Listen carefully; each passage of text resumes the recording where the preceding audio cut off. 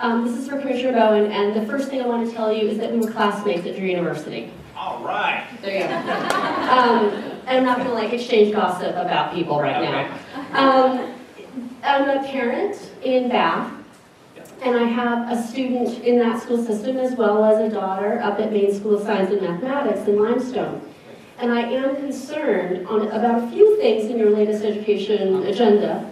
One is, how do we balance local parent control, being able to elect our local officials and pay our tax dollars for our local education needs with the state agenda? I have some concerns there. But then I also have the concern of the impact on our local school district's budget if we have a greater number of students migrating out of our system to charter schools or private schools who will be getting state tax dollars diverted from our school system to their school system. And a very simple logistical question is, how on earth is my local school system, where my poor kindergartners left, supposed to do budgeting and planning, not knowing how much money they're going to be sending off to some other school? So it's really basic, what are we supposed to do as parents when we go look at that school budget? Well, let's see. I'll try and start at the beginning with the local versus state agenda question, which I'm not quite clear on. Maine has one of the oldest school choice programs in the country. We had school choice before we had public schools. We've got town academies in this state that date back to the late 1700s. And so public funding to private institutions to provide educations for children is something we've been doing for generations in this state. And so I don't think that anything that we've proposed is inconsistent with sort of the tradition that we've had in this state for many, many years. I grew up in Blue Hill. I went to George Stevens Academy. It was a private academy. It was supported by the community. I had a choice. My family had a choice. My parents had a choice growing up in Penobscot. We didn't have a high school. I could have gone to Bucksport. I could have gone to Ellsworth. I could have gone to John Baptist. I could have gone to any number of places. And so we had a choice. This is what the governor was speaking about a few minutes ago. With regard to the charter schools, I mean, again, as the governor said earlier, this is about providing other opportunities and other ways for us to provide places for kids to get an education that's meaningful to them. You know, we had this, I was talking to somebody the other day about this, and you know, we made a decision at some point in our past as a culture and a people. We made two decisions, actually. The first decision we made is we're going to provide a public education to every student. And this was a revolutionary idea, that every young person was going to get a free public education.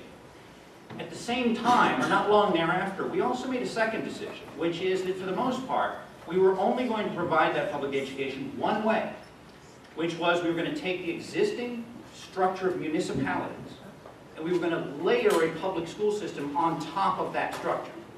So we now have a system, many, many, many decades later, where the school bus turns around at the town line, and where your children go to school is based on your street address. It's not based necessarily on what is the best educational setting for your children. Now, you probably had the opportunity to have a choice. You could move to Bath, you could move to wherever you wanted to. Some people are very fortunate that they have that choice. If they don't like their local school, they can pick up and move to a better school district. Or if they have money enough, they can afford a private school. They can pay private tuition.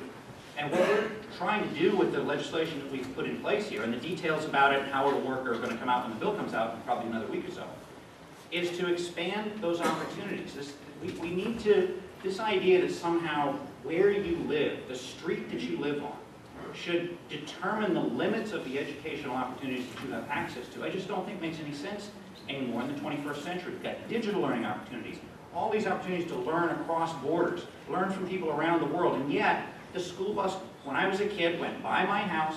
It went down to the town line to Orland, it turned around to Mrs. Grindle's driveway and came back the other way. And the bus came down the same street from Orland the other way, also turned around to Mrs. Grindle's driveway, and went back the way it came.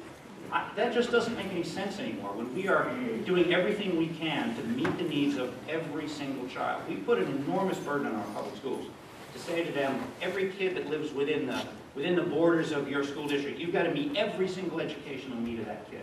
That's a huge challenge. We've got to create some flexibility, and that's what we're proposing. And we'll have the details out when the bill comes out, probably in another week. There's a couple other things we have to look at. Number one, State of Maine has 180,000 students. We're down to 180,000 students, down from about 225,000 students 20 years ago. But the system, the infrastructure hasn't adjusted to it. if you really take a look at it, we've not adjusted to, we've really not changed the model, we've not done much. Some states educate their kids for 30% less than we do a year.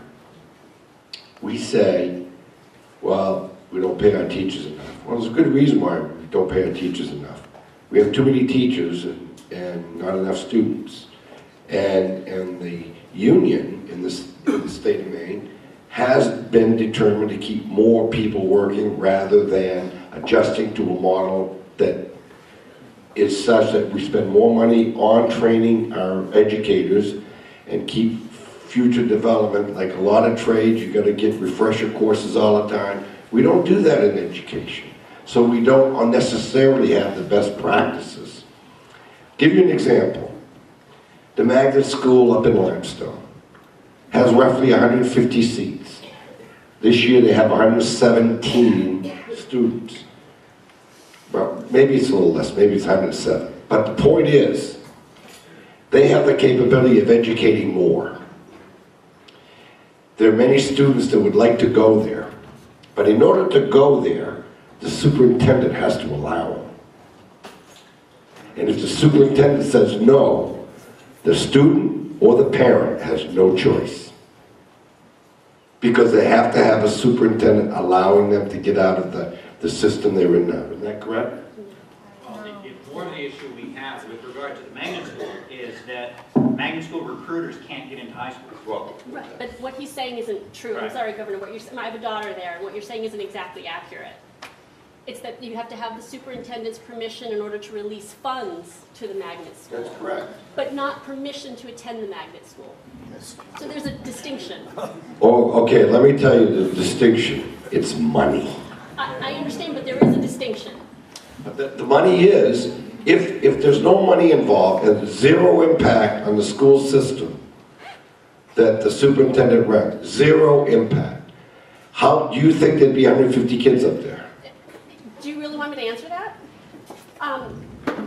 I think that since that school is the 15th best school in the nation, your criteria may not be about the money as much as it's going to be about the standards. Well, I've already talked to them about it. They're saying there are many, many more students in the state of Maine that meet their academic qualifications, but they can't get into the high schools to invite these kids up. In other words, they can't go recruiting. And I'll tell you another thing that we just found out when we took over. The magnet school, some of the brightest kids in our system, in the school system in the state of Maine, some of the brightest and best kids, never exposed to a college course until this past year. They weren't able to take college level courses. They were teaching, the teachers in the school could teach them advanced level courses that were equal to college credit, but they weren't getting credit for it. Are you saying at MSSM? But they were able to sit for the AP exams. Transfer, right, yeah. Transfer. Yeah, but I mean, it intrigues me that, the governor's right, you've got very bright kids who are very bright in math and science because we've set aside a school for that. What the charter school bill does is allow us to create these kind of facilities in other places around the state. We've talked about our agriculture and natural resources community. Goodwill Hinckley is pursuing the creation of a charter school to build an agriculture program out there. They're going to do it in parallel with the community college system. They're going to build an agriculture program. I mean, this is about expanding opportunities.